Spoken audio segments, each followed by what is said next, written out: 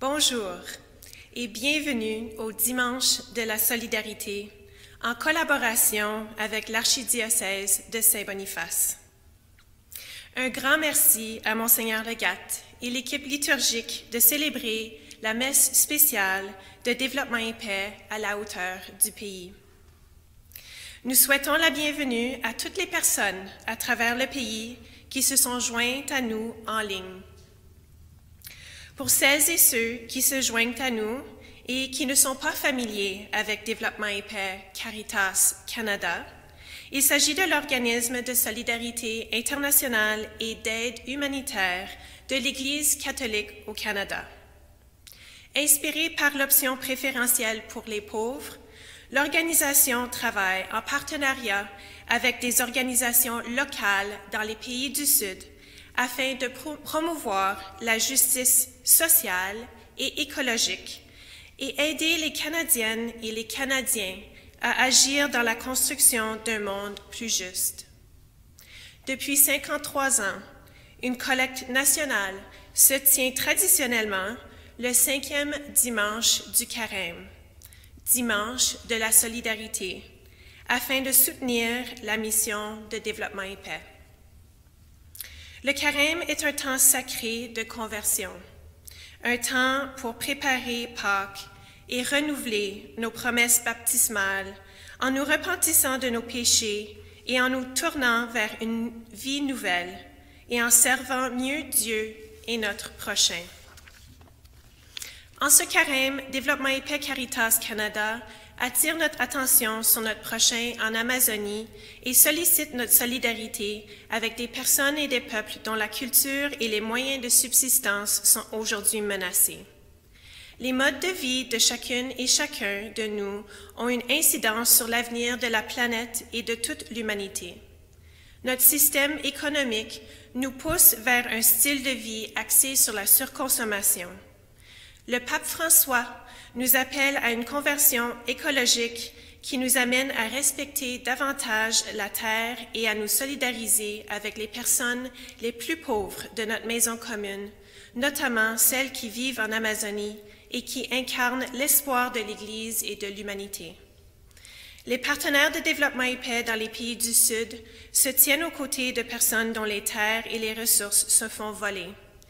Les symboles de solidarité que nous vous présentons aujourd'hui reflètent les menaces auxquelles font face les populations de l'Amazonie et le travail de développement et paix et de ses partenaires pour combattre ces menaces. Ce morceau de bois brûlé symbolise l'exploitation forestière illégale et la déforestation qui menace les écosystèmes, la flore, la faune et les peuples de la terre, en particulier en Amazonie. Les communautés autochtones et traditionnelles sont chassées de leurs terres et privées de leur mode de vie. Elles sont souvent intimidées, persécutées ou traitées comme des criminels lorsqu'elles tentent de faire valoir leurs droits et ceux de la terre. Ce bol de pierre symbolise à la fois la richesse de la terre et son exploitation par l'extraction des ressources et par la pollution. La pierre, minerai tiré du sol, représente l'extraction minière qui se fait souvent sans le consentement préalable, libre et éclairé des populations locales. Or, ces grands projets miniers leur sont rarement bénéfiques. Au lieu d'améliorer leurs conditions de vie, ils sont source de pollution, de destruction, de pauvreté et de mort. Cette plume symbolise les savoirs et les cultures autochtones. Les peuples autochtones ont toujours vécu en harmonie avec la nature. Ils savent en prendre soin et n'en prélever que ce dont ils ont besoin. Ils ne considèrent pas la terre comme un bien à exploiter, mais comme une mère qui les protège et les nourrit, et qu'ils protègent et nourrissent en retour. Cette plante symbolise la biodiversité et l'espoir qui naît de nos interventions personnelles pour protéger les forêts. L'exploitation des ressources naturelles, la déforestation et l'accaparement des terres menacent l'avenir des peuples de l'Amazonie et, à terme, celui de tous les peuples du monde. La forêt tropicale amazonienne renferme 1/5 de l'eau douce de la planète. Le tiers de ces forêts et la moitié des espèces de plantes et d'animaux du monde. L'Amazonie est le jardin de la terre-mère. Le carême de partage, de développement et paix nous invite à cheminer avec les peuples autochtones et traditionnels de l'Amazonie et toutes les communautés qui contribuent à protéger notre maison commune, mais sont menacées. Et n'oublions pas nos sœurs et nos frères dans les pays du Sud, dont les tribulations sont exacerbées par la pandémie. Puisse le Seigneur donner à toutes et tous de vivre une conversion écologique.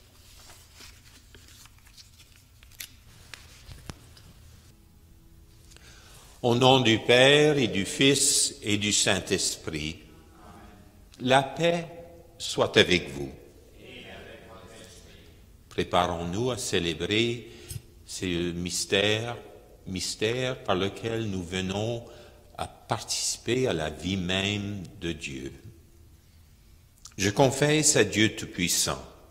Je reconnais devant mes frères et sœurs que j'ai péché en pensée, en parole, par action et par omission. Oui, j'ai vraiment péché.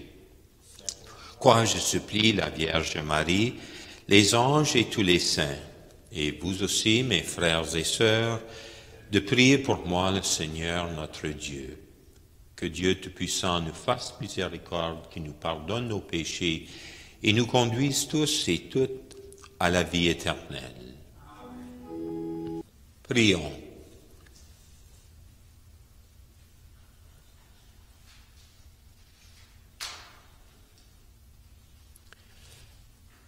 Que ta grâce nous obtienne, Seigneur, d'imiter avec joie la charité du Christ qui a donné sa vie par amour pour le monde, lui qui vit et règne pour les siècles des siècles. Amen. Lecture du livre du prophète Ézéchiel. Ainsi parle le Seigneur Dieu. Je vais ouvrir vos tombeaux et je vous en ferai remonter, ô mon peuple. Je vous ramènerai sur la terre d'Israël. Vous saurez que je suis le Seigneur quand j'ouvrirai vos tombeaux et vous en ferai remonter, ô mon peuple. Je mettrai en vous mon esprit et vous vivrez. Je vous donnerai le repos sur la terre. Alors, vous saurez que je suis le Seigneur. J'ai parlé et je le ferai. Oracle du Seigneur. Parole du Seigneur.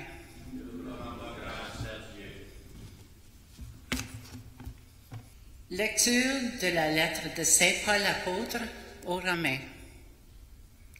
Frères et sœurs, ceux qui sont sous l'emprise de la chair ne peuvent pas plaire à Dieu.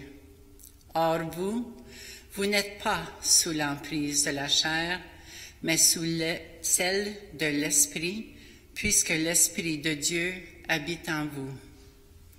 Celui qui n'a pas l'Esprit du Christ ne lui appartient pas.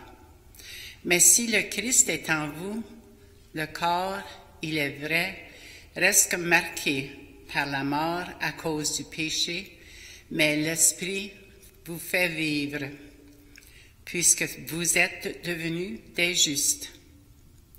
Et si l'Esprit de celui qui a ressuscité Jésus d'entre les morts habite en vous, celui qui a ressuscité Jésus, le Christ, d'entre les morts, donnera aussi la vie à vos corps mortels par son Esprit qui habite en vous.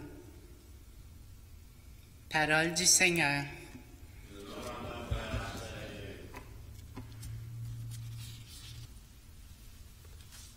Le Seigneur soit avec vous. Évangile de Jésus-Christ selon saint Jean. En ce temps-là, il y avait quelqu'un de malade, Lazare de Béthanie, le village de Marie et de Marthe, sa sœur. Or, Marie était celle qui répandit du parfum sur le Seigneur et lui essuya les pieds avec ses cheveux. C'était son frère Lazare qui était malade. Donc les deux sœurs envoyèrent dire à Jésus, « Seigneur, celui que tu aimes est malade. » En apprenant cela, Jésus dit, « Cette maladie ne conduit pas à la mort, mais elle est pour la gloire de Dieu, afin que par elle le Fils de Dieu soit glorifié. » Jésus aimait Marthe et sa sœur, ainsi que Lazare. Quand il apprit que celui-ci était malade, il demeura 2 jours encore à l'endroit où il se trouvait. Puis, après cela, il dit aux disciples, « Revenons en Judée. » Les disciples lui dirent, « Rabbi, tout récemment les Juifs là-bas cherchaient à te lapider, et tu y retournes? » Jésus répondit, « N'y a-t-il pas 12 heures dans une journée? Celui qui marche pendant le jour ne trébuche pas, parce qu'il voit la lumière de ce monde. Mais celui qui marche pendant la nuit trébuche, parce que la lumière n'est pas en lui. » Après ces paroles, il ajouta, « Lazare, notre ami, s'est endormi, mais je vais aller le tirer de ce sommeil. » Les disciples lui dirent alors, « Seigneur, s'il s'est endormi, il sera sauvé. » Jésus avait parlé de la mort. Eux pensaient qu'il parlait du repos du sommeil. Alors il leur dit ouvertement, « Lazare est mort, et je me réjouis de n'avoir pas été là, à cause de vous, pour que vous croyiez. Mais allons auprès de lui. » Thomas, appelé Didyme, c'est-à-dire jumeau, dit aux autres disciples, « Allons-y, nous aussi, pour mourir avec lui. » À son arrivée, Jésus trouva Lazare au tombeau depuis 4 jours déjà. Comme Béthanie était tout près de Jérusalem, à une distance de 15 stades, c'est-à-dire une demi-heure de marche environ, beaucoup de Juifs étaient venus réconforter Marthe et Marie au sujet de leur frère. Lorsque Marthe apprit l'arrivée de Jésus, elle partit à sa rencontre, tandis que Marie restait assise à la maison. Marthe dit à Jésus, « Seigneur, si tu avais été ici, mon frère ne serait pas mort. Mais maintenant encore, je le sais. Tout ce que tu demanderas à Dieu, Dieu te l'accordera. » Jésus lui dit, « Ton frère ressuscitera. » Marthe reprit, « Je sais qu'il ressuscitera à la résurrection, au dernier jour. » Jésus lui dit, « Moi, je suis la résurrection et la vie. Celui qui croit en moi, même s'il meurt, vivra. Quiconque vit et croit en moi ne mourra jamais. Crois-tu cela? » Elle répondit, « Oui, Seigneur, je le crois. Tu es le Christ, le Fils de Dieu.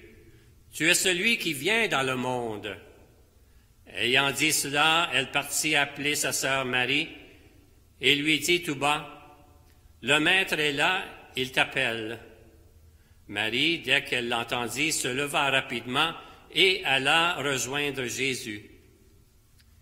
Il n'était pas encore entré dans le village, mais il se trouvait encore à l'endroit où Marthe l'avait rencontré. Les Juifs qui étaient à la maison avec Marie et la réconfortaient, la voyant se lever et sortir si vite, la suivirent. Ils pensaient qu'elle allait au tombeau pour y pleurer. Marie arriva à l'endroit où se trouvait Jésus. Dès qu'elle le vit, elle se jeta à ses pieds et lui dit, « Seigneur, si tu avais été ici, mon frère ne serait pas mort. » Quand il vit qu'elle pleurait et que les Juifs venus avec elle pleuraient aussi, Jésus, en son esprit, fut saisi d'émotion.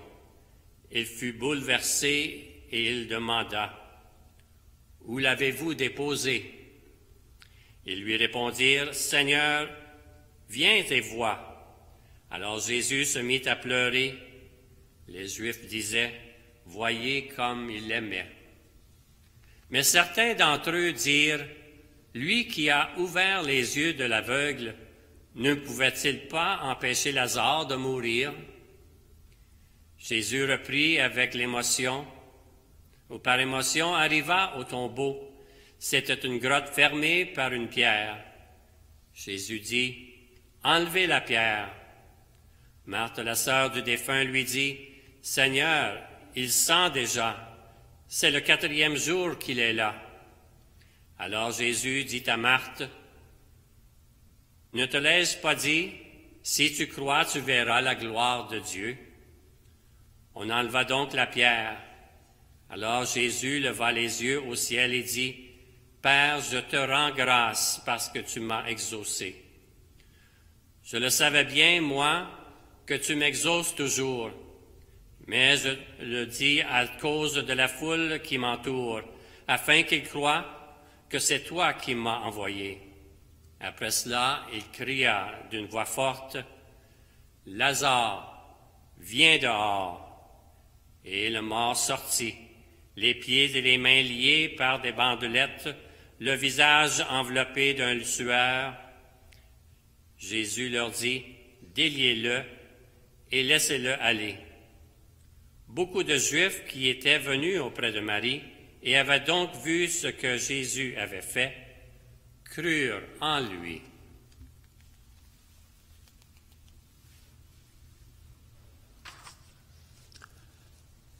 Bonjour les amis. Nous voici au 5e dimanche du Carême, mais dans des temps tellement inouïs, du jamais vu.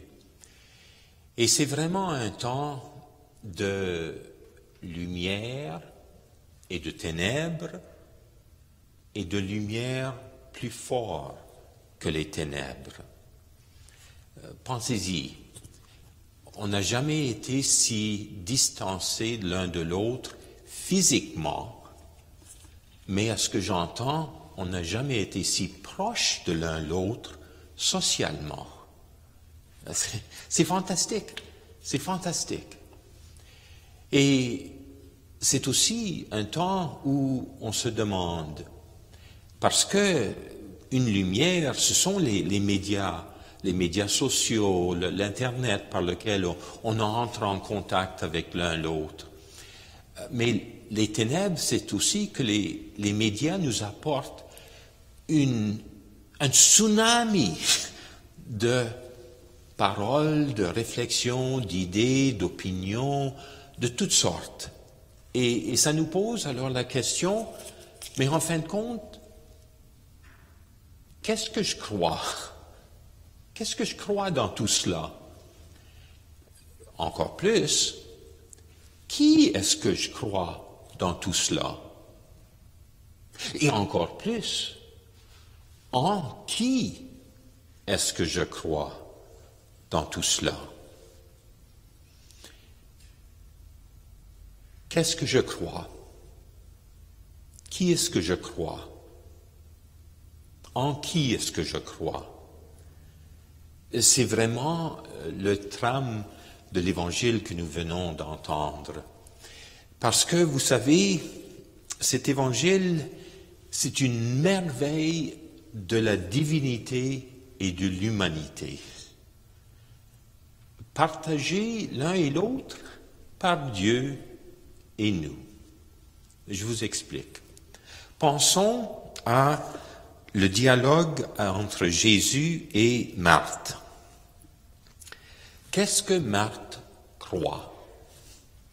Eh bien, elle croit ceci. « Seigneur, si tu avais été ici, mon frère ne serait pas mort. » De plus, elle croit, « Mais maintenant encore, je le sais, tout ce que tu demanderas à Dieu, Dieu te l'accordera. » Alors Jésus lui dit, « Ton frère ressuscitera. » Et Marthe répond, « Je crois, je sais qu'il ressuscitera à la résurrection au dernier jour. » C'était une croyance où en était venue la plupart du peuple d'Israël, des Juifs, à ce temps-là. Et Jésus dit, alors, moi, je suis la résurrection et la vie. Celui qui croit en moi, même s'il meurt, vivra. Quiconque vit et croit en moi ne mourra jamais. Crois-tu cela? Et elle répondit, oui Seigneur, je le crois. Tu es le Christ, le Messie, le Sauveur. Tu es le Fils de Dieu. Tu es celui qui vient dans le monde pour notre salut et notre vie en abondance, la vie du Père, la vie de l'amour. Alors on va dire, bon, alors il s'agit en ce temps-ci de croire ce que Jésus dit, de croire Jésus, de croire en Jésus.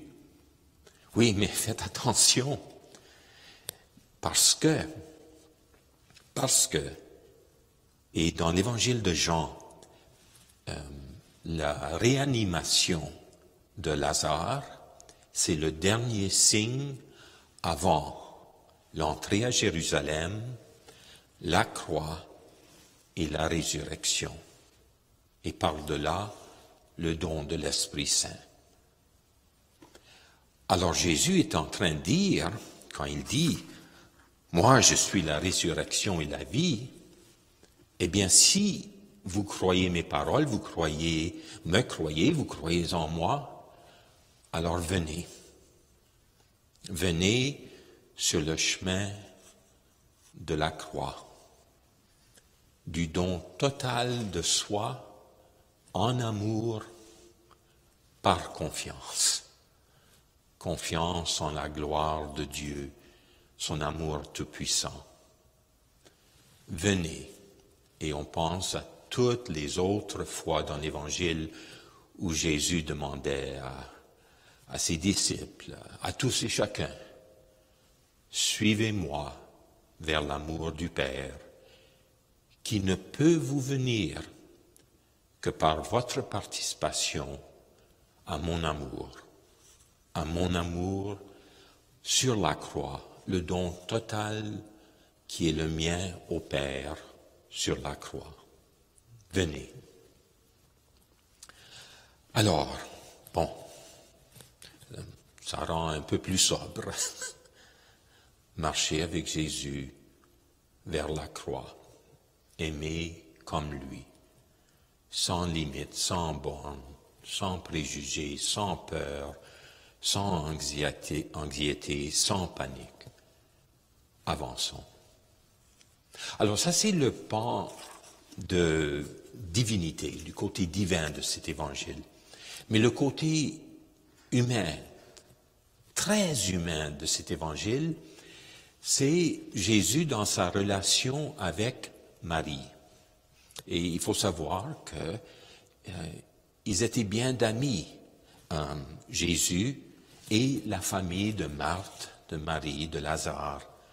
On est à un niveau d'intimité émotionnelle, d'intimité, d'amitié, de famille. On est à un niveau d'intimité du cœur. Et Jésus pleure.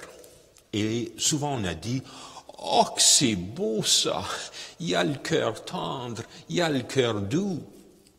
Non, c'est plus que ça. Jésus pleure avec Marie. Jésus pleure avec les amis de Marie et de Marthe. Jésus pleure devant la mort dans leur cœur. Et c'est déjà le 4e jour et il doit puer, donc c'est la mort dans leur cœur. On n'en revient pas, pense-t-il. Et lui, de cette intimité d'amour, de compassion, de pleurer avec ceux qui ne sont privés à ce moment-là de l'amour de Dieu, c'est aussi notre chemin. Bon, on se préoccupe beaucoup de soi-même, on se préoccupe beaucoup de notre famille. Il le faut. On se préoccupe beaucoup du bien commun et des mesures d'hygiène, de protection, de quarantaine dans la société. Il le faut bien. Mais avec tout ça, avec Jésus, en qui nous croyons, est-ce qu'on pleure avec la dame âgée dans l'autre appartement? Elle n'a pas de famille ici. Son fils est à Vancouver, sa fille à Toronto. Et venant de Vancouver ou de Toronto, ils ne peuvent pas venir. Et elle s'angoisse. Mais qu'est-ce que je vais faire? Et puis j'ai téléphoné à Costco et Costco m'a dit que oui, ils vont délivrer de la nourriture dans une semaine. Ça s'en vient à ça. Et est-ce qu'on pleure assez avec elle pour offrir à aller à Costco, qui est encore ouvert, et il y a des choses dans les rayons, et de les ramasser pour venir aimer cette femme à la manière de Jésus? Est-ce qu'on pleure avec les sans-abri auxquels on refuse des places publiques dans notre société? Est-ce qu'on pleure avec ces sans-abri, non pas pour condamner ceux qui ont refusé, mais pour trouver des solutions à la souffrance des sans-abri maintenant? Est-ce qu'on pleure avec le jeune étudiant chinois international, étudiant international ici? Est-ce qu'on pleure assez avec lui dans son cœur d'être tellement isolé de ses parents en Chine qu'on fait absolument sûr de le contacter de la manière qu'on peut pour lui assurer qu'il est chez lui ici, qu'on l'aime, qu'on le supporte et que les voies de racisme par lesquelles il s'est fait engueuler, ce n'est pas la voie vraie des Canadiens, mais une voie de peur, de colère et assez souvent une voie de péché. Et est-ce qu'on pleure avec les pauvres du monde? Est-ce qu'on pleure avec les indigènes de l'Amazonie? Est-ce qu'on pleure à ce qu'on leur fait et à ce qu'on fait à la terre par cupidité, par orgueil? Je ne sais pas si vous savez, mais j'ai entendu à la nouvelle, à Radio-Canada ce matin, que le président du Brésil, je pense que c'est Bolsonaro, il a communiqué ceci à la nation: nous, au Brésil, on n'est pas en danger et allons-y au travail. Allons-y. Mais pourquoi? Afin de faire sûr que les intérêts des puissants et des riches ne soient pas entamés, endommagés. Mais encore, il ne faut pas être trop rempli de nous-mêmes. Je crois bien qu'il y a beaucoup d'arbres qui sont coupés en Amazonie, qui sont utilisés pour créer du papier de toilette. Et Dieu sait qu'en Amérique du Nord, au Canada et aux États-Unis, on a besoin du papier de toilette. Et quelqu'un va faire de l'argent à travers ça. Mais c'est pas eux. C'est pas eux. Et alors que dans ce temps-ci de lumière et de ténèbres, et de lumière plus fort que les ténèbres, car c'est la lumière du Christ en qui nous croyons, continuons à pleurer avec les pauvres de notre monde, comme Jésus l'a fait, devant la souffrance, devant la mort.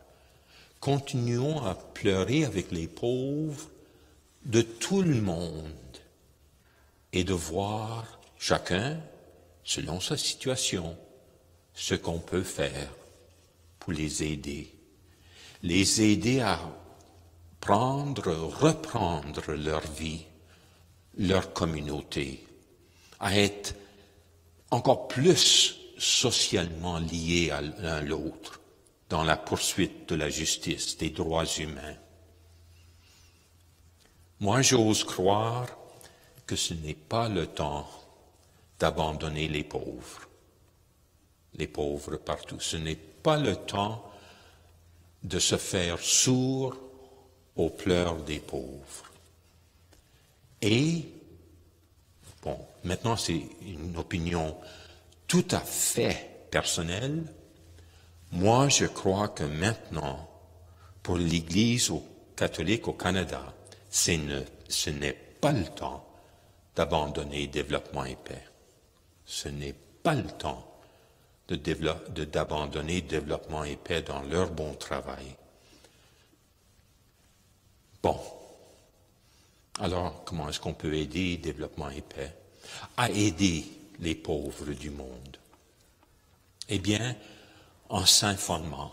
Développement et paix a des très belles ressources qui nous aident à comprendre les dynamiques, la réalité de notre monde. Développement et paix a des campagnes où on signe une lettre qui va être envoyée à 2 tribus d'indigènes en Amazonie. Nous sommes avec vous. Nous pleurons avec vous, pour la terre, mais nous allons vous aider à vous aider vous-même. Et en ce dimanche du 5e dimanche de Carême partage, qu'on continue à donner. Et cela, à la fin de la messe, vont vous être données des indications par Janelle, qui vous a parlé au début, de comment faire ça. Pensez-y. Qu'est-ce que ce serait comme signe d'évangile si la quête du dimanche de Carême partage était cette année plus grosse qu'elle n'a jamais été? C'est pas impossible. C'est pas impossible. Et quelle lumière ça serait. Alors, mon dernier mot, je le prends de Thomas, de l'apôtre Thomas. Et Thomas, on se rappelle, c'est celui après la résurrection qui doute. Oh, Thomas, qui doute. Mais il y a eu des moments forts dans son cheminement avec Jésus. Et c'est ceci. Thomas, appelé Didyme, c'est-à-dire jumeau, dit aux autres disciples, « Allons-y, nous aussi, pour mourir avec lui. »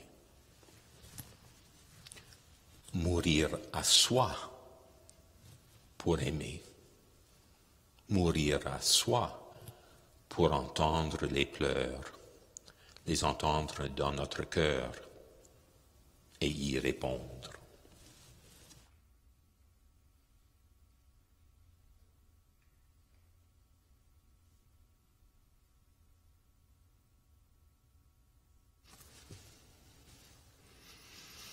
Veuillez vous lever, s'il vous plaît. Proclamons notre foi. Je crois en Dieu, le Père Tout-Puissant, Créateur du ciel et de la terre, et en Jésus-Christ, son Fils unique, notre Seigneur, qui a été conçu du Saint-Esprit, est né de la Vierge Marie, a souffert sous Ponce Pilate, a été crucifié, est mort et a été enseveli, est descendu aux enfers. Le troisième jour est ressuscité des morts, est monté aux cieux, est assis à la droite de Dieu le Père Tout-Puissant, d'où il viendra juger les vivants et les morts. Je crois en l'Esprit Saint, à la Sainte Église catholique, à la communion des saints, à la rémission des péchés, à la résurrection de la chair, à la vie éternelle. Amen. En ressuscitant son ami, le Christ nourrit notre foi en la résurrection et se révèle plus fort que toutes les puissances de la mort. Avec confiance, unissons aujourd'hui nos prières à celles du développement et paix pour présenter au Seigneur les besoins de l'Église et du monde en disant, et notre réponse ce matin ensemble sera « Dieu de justice, d'amour et de paix, entends notre prière. » Dieu de justice, d'amour et de paix, entends notre prière. Pour les membres de l'Église, afin que nous puissions entendre le cri des pauvres, être inspirés à y répondre et à restaurer l'intégrité de toute la création, prions le Seigneur. Dieu de justice, d'amour et de paix, entends notre prière. Pour les millions d'enfants, de femmes et d'hommes dont la vie dépend de l'Amazonie, en particulier les peuples autochtones, afin que leur mode de vie soit respecté et protégé par toutes et tous. Prions le Seigneur. Dieu de justice et d'amour et de paix, entends notre prière. Pour l'Amazonie, dont la biodiversité est menacée par la demande insatiable de terre, de minéraux, de pétrole et de bois, afin que nous nous efforcions de préserver cet écosystème fragile dont bénéficie toute la famille humaine, prions le Seigneur. Dieu de justice, d'amour et de paix, entends notre prière. Pour les gouvernements des États amazoniens, afin qu'ils soient à l'écoute de leur population et veillent sans relâche à ce que soient respectés les droits des communautés de l'Amazonie, même face à de puissants intérêts commerciaux, prions le Seigneur. Dieu de justice, d'amour et de paix, entends notre prière. Pour le gouvernement du Canada et tous les dirigeants du monde, afin qu'ils comprennent mieux leur responsabilité de défendre la dignité humaine et de prendre soin de la création de Dieu. Prions le Seigneur. Dieu de justice, d'amour et de paix, entends notre prière. Pour nous tous et pour nos diocèses, afin que nous soyons incités à agir en solidarité avec nos sœurs et nos frères des pays du Sud, à donner généreusement pour des œuvres de justice et de paix, ainsi qu'à entrer dans la prière et le discernement sur ce que nous pouvons faire comme communauté en vue de préserver notre maison commune. Prions le Seigneur. Dieu de justice, d'amour et de paix, entends notre prière. Pour toutes les intentions que nous portons dans le secret de nos cœurs, Et pensons à nos familles, nos amis, à tous ceux qui nous sont les plus intimes. prions le Seigneur. Dieu de justice, d'amour et de paix, entends notre prière. Et en conclusion de notre prière universelle, nous prions ensemble la prière pour notre terre. Dieu Tout-Puissant, qui est présent dans tout l'univers et dans la plus petite de tes créatures, toi qui entoures de ta tendresse tout ce qui existe, répands sur nous la force de ton amour pour que nous protégions la vie et la beauté. Inonde-nous de paix pour que nous vivions comme frères et sœurs sans causer de dommages à personne. Ô Dieu des pauvres, aide-nous à secourir les abandonnés et les oubliés de cette terre qui valent tant à tes yeux. Guéris nos vies pour que nous soyons des protecteurs du monde et non des prédateurs, pour que nous semions la beauté et non la pollution ni la destruction. Touche les cœurs de ceux qui cherchent seulement des profits aux dépens de la terre et des pauvres.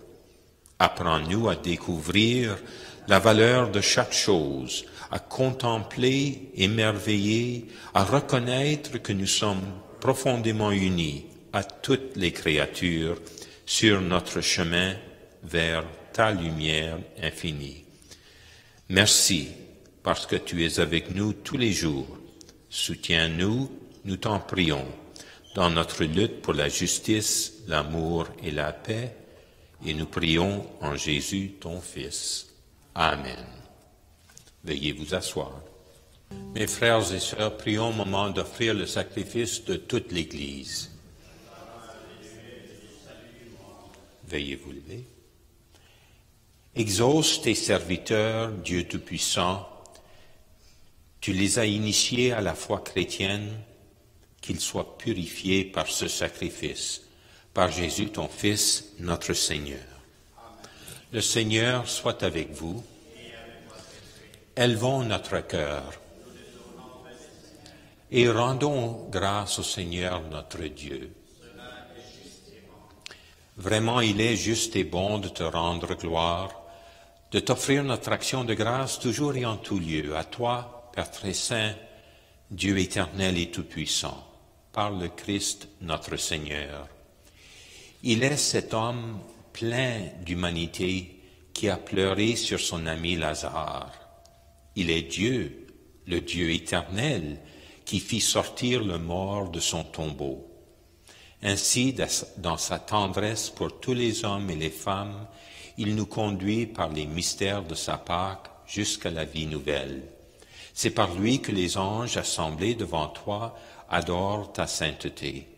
Laisse donc nos voix se joindre à leur louange pour chanter et proclamer.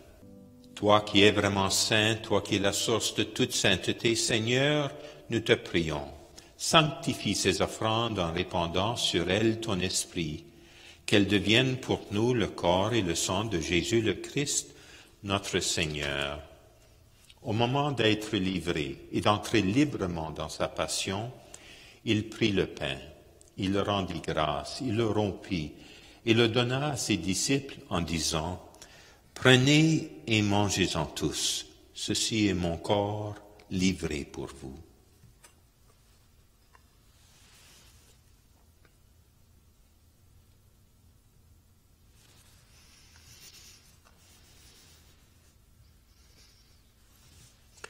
De même, à la fin du repas, il prit la coupe. De nouveau, il rendit grâce et la donna à ses disciples en disant « Prenez et buvez-en tous, car ceci est la coupe de mon sang, le sang de l'alliance nouvelle et éternelle, qui sera versé pour vous et pour la multitude en rémission des péchés.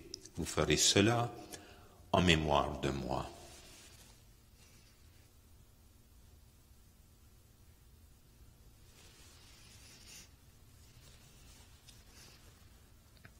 Il est grand le mystère de la foi. Faisant ici mémoire de la mort et de la résurrection de ton Fils, nous t'offrons, Seigneur, le pain de la vie et la coupe du salut, et nous te rendons grâce, car tu nous as choisis pour servir en ta présence. Humblement, nous te demandons qu'en ayant part au corps et au sang du Christ, nous soyons rassemblés par l'Esprit Saint en un seul corps. Souviens-toi, Seigneur, de ton Église, répandue à travers le monde. Fais-la grandir dans ta charité avec le pape François, avec moi-même, ton humble serviteur, et avec tous ceux qui ont la charge de ton peuple. Souviens-toi aussi de nos frères et sœurs qui se sont endormis dans l'espérance de la résurrection, et de tous les hommes et les femmes qui ont quitté cette vie. Reçois-les dans ta lumière auprès de toi. Sur nous tous, enfin, nous implorons ta bonté. Permets qu'avec la Vierge Marie, la bienheureuse Mère de Dieu, avec Saint Joseph son époux, avec les apôtres et les saints et saintes de tous les temps qui ont vécu dans ton amitié, nous ayons part à la vie éternelle et que nous chantions ta louange par Jésus-Christ, ton Fils bien-aimé. Par lui, avec lui et en lui, à toi, Dieu le Père Tout-Puissant, dans l'unité du Saint-Esprit, tout honneur et toute gloire pour les siècles des siècles. Même esprit, nous pouvons dire avec confiance la prière que nous avons reçue du Sauveur. Notre Père qui es aux cieux, que ton nom soit sanctifié, que ton règne vienne, que ta volonté soit faite sur la terre comme au ciel. Donne-nous aujourd'hui notre pain de ce jour. Pardonne-nous nos offenses comme nous pardonnons aussi à ceux qui nous ont offensés. Et ne nous soumets pas à la tentation, mais délivre-nous du mal. Délivre-nous de tout mal, Seigneur, et donne la paix à notre temps. Par ta miséricorde, libère-nous du péché. Rassure-nous devant les épreuves en cette vie où nous espérons le bonheur que tu promets et l'avènement de Jésus-Christ, notre Sauveur. Car c'est à toi qu'appartiennent le règne, la puissance et la gloire pour les siècles des siècles. Seigneur Jésus-Christ, tu as dit à tes apôtres, « Je vous laisse la paix, je vous donne ma paix. Ne regarde pas nos péchés, mais la foi de ton Église. Pour que ta volonté s'accomplisse, donne-lui toujours cette paix et conduis-la vers l'unité parfaite, toi qui règnes pour les siècles des siècles. Que la paix du Seigneur soit toujours avec vous. Et avec votre esprit. Dans la charité du Christ, échangeons un signe de paix.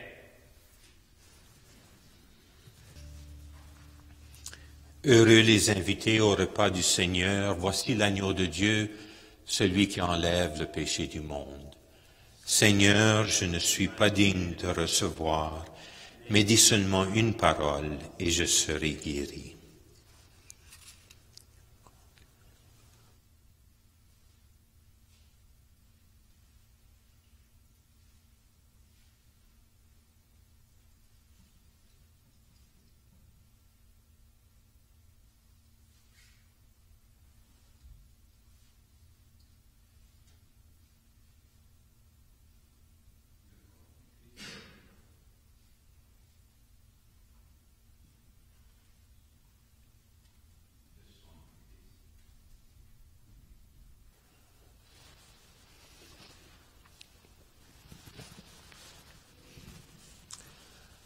Veuillez vous lever, prions.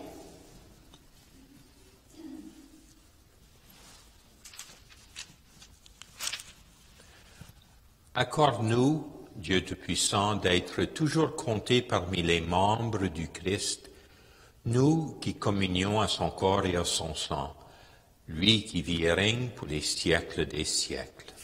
Amen. Veuillez vous asseoir et il y a quelques annonces.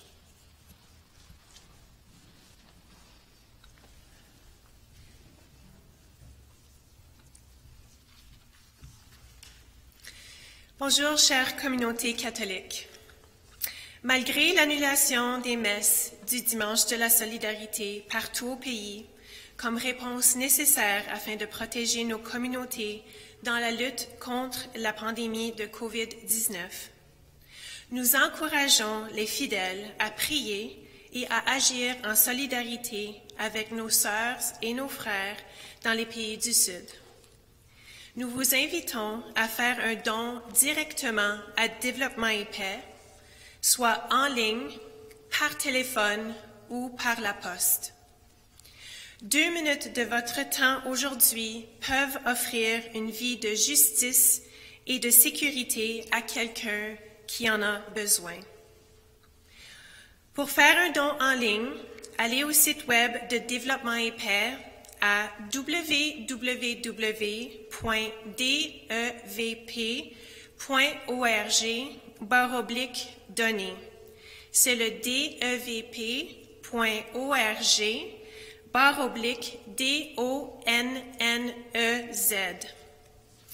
Je vais le répéter une autre fois. Le devp.org/donner. Pour faire un don par téléphone, c'est le 1-888-664-3387. Encore, c'est le 1-888-664-3387. Vous pouvez aussi écrire un chèque au nom de Développement et Paix et l'envoyer à l'adresse affichée. Nous savons que les communautés dans les pays du Sud seront lourdement affectées par cette pandémie et votre générosité est plus importante que jamais. Alors que nous sommes appelés à nous isoler sur le plan physique, il est crucial de ne pas oublier l'importance de la solidarité pour tous ceux et celles qui comptent sur notre soutien. Votre don permettra de défendre la dignité de millions de personnes dans plus de 30 pays du Sud. Nous vous gardons dans nos prières et nous vous souhaitons la santé et l'espoir en ces temps incertains. Nous vous remercions de votre don généreux. Un rappel aussi que la messe du dimanche de solidarité en anglais sera diffusée à 10h30, heure avancée du centre. Merci beaucoup. Je tiens à remercier Janelle, qui est la coordinatrice de développement et paix pour les diocèses du Manitoba et du nord-ouest de l'Ontario. Je tiens à remercier aussi le frère Germain et la paroisse de Saint-Martyr. Et je vous laisse avec ces quelques mots. Pour toutes les personnes qui trouvent que la messe a été un peu longue, eh bien, quoi d'autre est-ce que vous alliez faire? Et si mon homélie a été un peu plus longue que ça devrait, et certainement qu'on nous enseigne au séminaire de le faire, je le regrette, plus ou moins. Veuillez vous lever. Le Seigneur soit avec vous. Et avec votre esprit. Et que Dieu Tout-Puissant vous bénisse, le Père, le Fils et le Saint-Esprit. Allez, dans la paix et la joie du Christ. Nous rendons grâce à Dieu.